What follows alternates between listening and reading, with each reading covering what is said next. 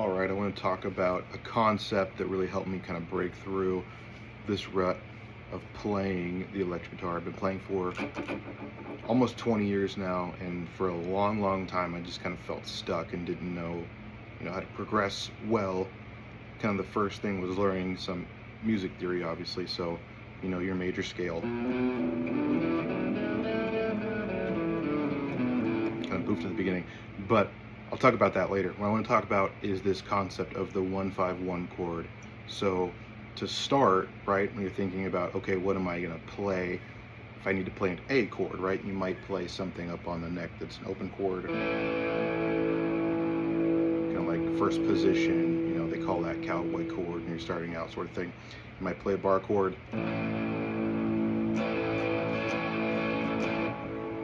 something like that, right? Well, I want to talk about a third thing we can do, and there's tons of ways to play an A chord, but this is one of my favorites that I have learned recently and kind of helped me unlock how to stand out in a band setting and a mix sort of thing. So if I'm thinking about the key of A, which is something we play a lot at church, I might go up to, find my root, right, that one, the A chord. Talk about music theory later, but if I go up to the 5th fret, my 1 is on my 6th string, right, the bassy string.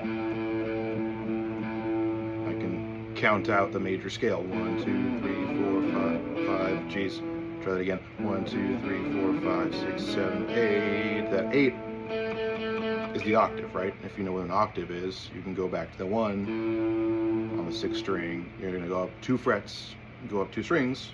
You got your octave. That's an A, right?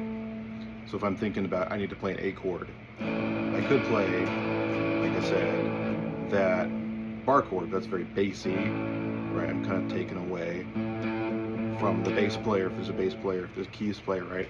Lots of different frequencies going on. So I'm thinking, okay, I got the A right here. I'm going to go up the octave, right? Find my major scale. 1, 2, 3, 4, 5, 6, 7, 8. That's my next octave, way up there on the 10th fret, right?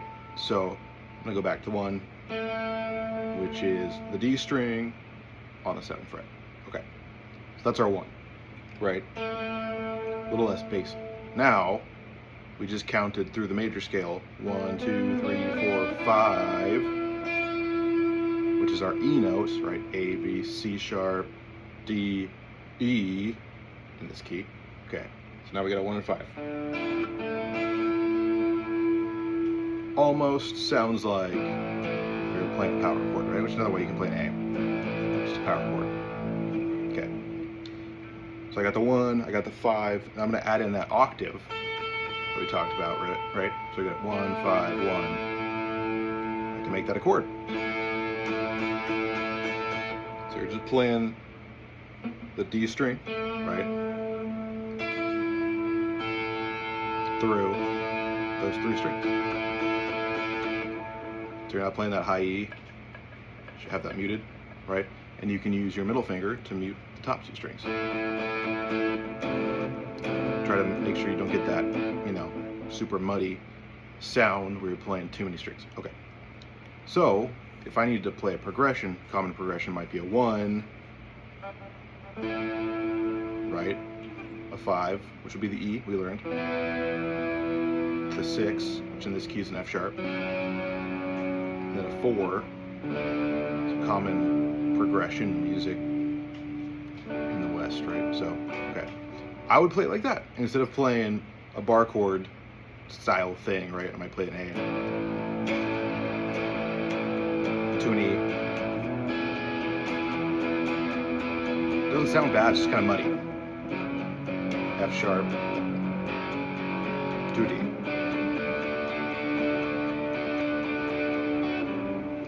Well, instead of playing like that with the bar chords, I'm going to play the 1-5-1. So I'm back into that A chord 1-5-1.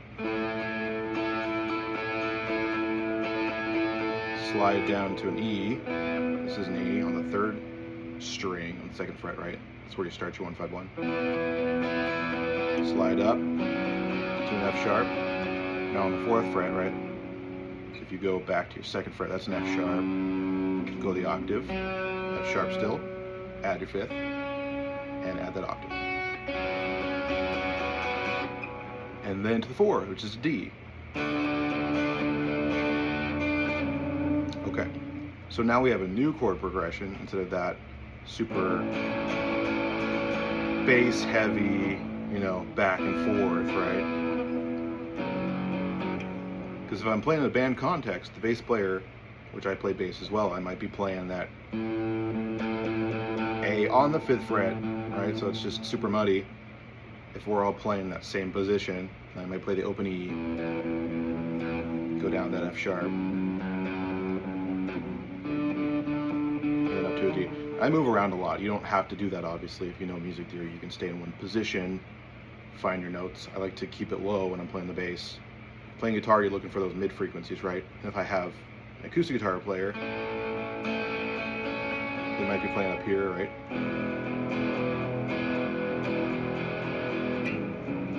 Whatever they're gonna play, kind of that open position maybe, right? I'm gonna go a different route and play those 1-5-1s.